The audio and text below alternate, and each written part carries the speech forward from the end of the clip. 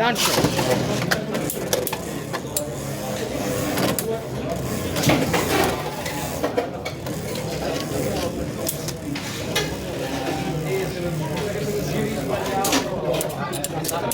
Oh, meno male che non c'è stato il sappione, così possiamo goderci sto match.